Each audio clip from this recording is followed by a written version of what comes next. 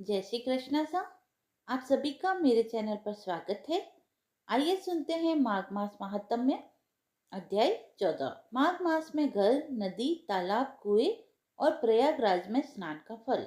हे राजन, जलपूर्ण घट को रात्रि में हवा में रखकर यदि घर पर ही स्नान किया जाए तो भी तीर्थों के समान ही पुण्य फल की प्राप्ति होती है। परंतु ऐसा स्नान पूर्ण स्वस्थ, बलिष्ठ और योगी को ही करना उचित है, अन्यथा रोगी हो जाने का पूर्ण भय रहता है। यदि वृद्ध, निर्बल और अधिक सर्दी सहन न करने वाले व्यक्ति गर्म जल से स्नान करना चाहे तो वह भी उचित है।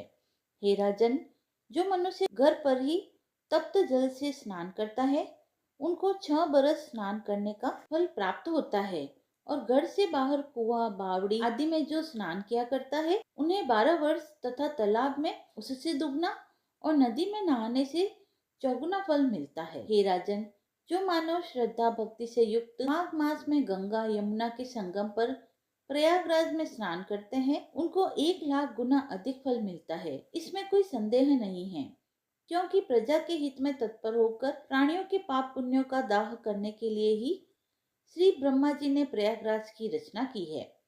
इसीलिए प्रजापति द्वारा निर्माण किए हुए श्री प्रयागराज में मनुष्य को नहाते समय अपने पापों का नाश कर देना चाहिए। हे राजन, भूमि के ऊपर जितने भी तीर्थ हैं वह 7 पुरियों के सहित माघ स्नान में प्रयागराज में नहाने के लिए आया करते हैं, क्योंकि पापियों के संसर्ग में जनित दोष से सब तीर्थों का जल कृष्ण वर्ण हो जाता है। अतः प्रयागराज में स्नान करने पर ही उनका जल पवित्र और श्वेत वर्ण होता है। इसीलिए जो मनुष्य प्रयागराज में केवल 3 दिन भी स्नान कर लेता है उसके जन्म जन्मांतर के पाप नष्ट हो जाते हैं और उन्हें सद्गति प्राप्त करा दिया करते हैं। और जिस तरह सांप कांचली को छोड़ देता है, इसी तरह माघ स्नान में केवल 3 दिन प्रयागराज में स्नान करने के बाद आदमी अपने पापों को छोड़ता हुआ स्वर्ग को जाता है। 14वां अध्याय समाप्त हुआ। आइए अब हम सुनते हैं माघ मास में रोज सुनी जाने वाली माघ मास स्नान के महत्व तथा धर्म राज्य की कहानी। पहले हम माघ स्नान महत्व की कहानी सुनेंगे। भारतीय संवत्सर का 11वां चंद्रमास और 10वां सौर मास माघ कहलाता है। इस महीने में माघ नक्षत्र युक्त पूर्णिमा होने से इसका नाम माघ पड़ा। इस दिन व्रत दान तपस्या से भी भगवान श्री हरि को इतनी प्रसन्नता नहीं होती जितनी कि माघ महीने में स्नान करने मात्र से होती है। माघ मास की अमावस्या को प्रयागराज में 3,10,000 अन्य तीर्थों का समागम होता है। अतः नियम पूर्वक उत्तम व्रत का पालन करते हुए माघ मास में प्रयागराज में स्नान करना चाहिए। ऐसा करने से व्यक्ति पाप से मुक्त होकर स्वर्ग को जाता है। प्राचीन काल में नर्मदा के तट पर सुव्रत नामक एक ब्राह्मण देवता निवास करते थे। वे समस्त वेदों, वेदांगों, धर्मशास्त्रों व पुराणों के ज्ञाता थे। इतने विज्ञ होते हुए भी सुव्रत ने अपने ज्ञान का प्रयोग धर्म कार्यों में नहीं किया, अपितु आजीवन धन कमाने के लोभ में ही फंसा रहा। इतने लोभी कि चांडाल से भी संकोच नहीं किया। इस प्रकार उन्होंने 1 लाख स्वर्ण मुद्राएं एकत्र कर ली। धनोपार्जन में लगे लगे ही वृद्धावस्था ने उन्हें आ घेरा। सारा शरीर जर्जर हो गया। काल के प्रभाव से सारी इंद्रियां शिथिल हो गई और वे कहीं आने जाने में असमर्थ हो गए। सहसा उनके मन में विवेक उदय हुआ कि मैंने सारा जीवन धन कमाने में ही नष्ट कर दिया, अपना परलोक सुधारने की तरफ ध्यान भी नहीं दिया। अब मेरा उद्धार कैसे होगा? मैं तो आजीवन कभी सत्कर्म ही नहीं कर पाया। सुव्रत इस प्रकार पश्चाताप की अग्नि में दग्ध हो रहे थे। उधर रात्रि में चोरों ने उनका सारा धन चोरी कर लिया। सुव्रत को पश्चाताप तो था ही, धन के चोरी हो जाने से उनकी नश्वरता का भी उन्हें बोध हो गया। अब उन्हें चिंता थी तो सिर्फ परलोक सुधारने की। व्याकुलचित हो वे अपने उद्धार का उपाय सोच ही रहे थे कि उन्हें एक आधा श्लोक का स्मरण हो आया। माघे निगमना सलीले सुशिते विमुक्त पापा स्त्री दिवम प्रयांति। सुव्रत को अपने उद्धार का असली मंत्र मिल गया।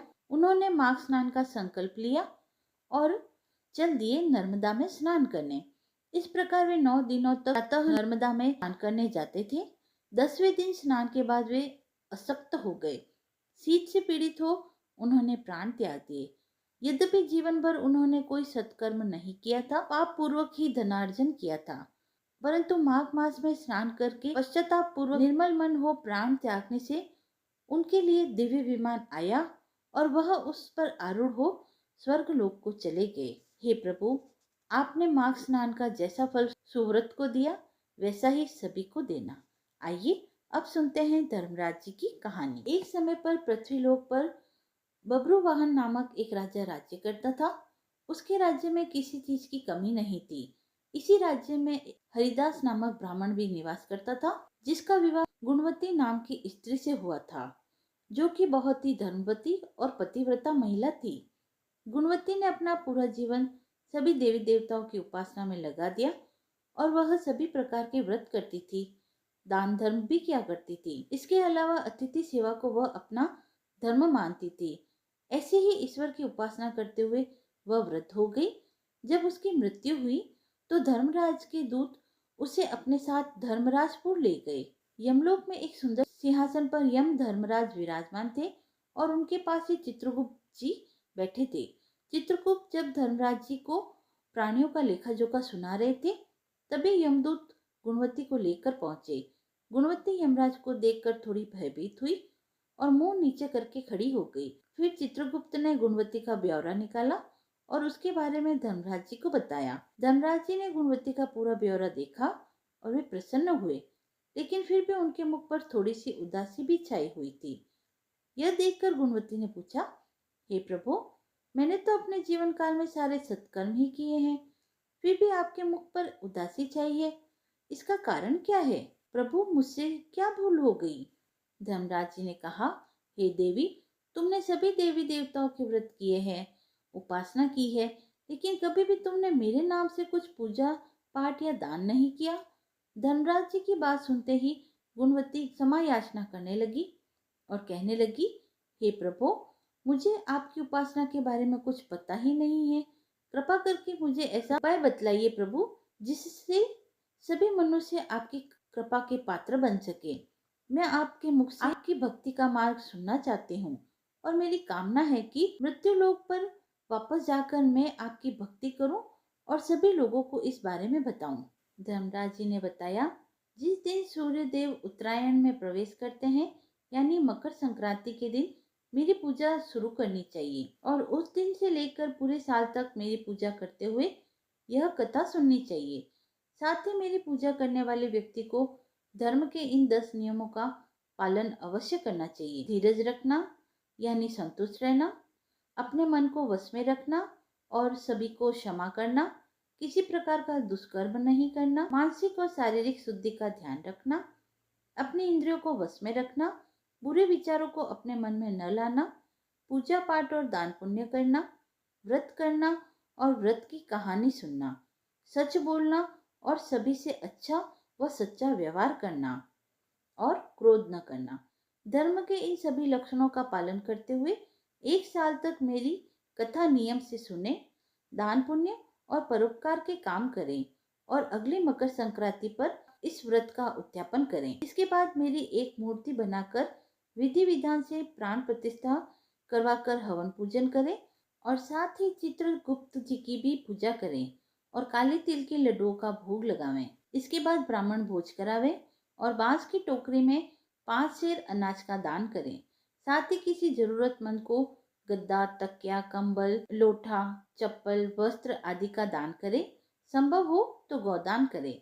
धर्मराज से व्रत की पूरी कथा सुनकर गुणवती ने पुनः धर्मराज जी से प्रार्थना की, हे प्रभु, मुझे फिर से मृत्युलोक में जाने दीजिए, जिससे मैं आपका व्रत कर सकूं, साथ ही इस व्रत का प्रचार भी लोगों में कर सकूं।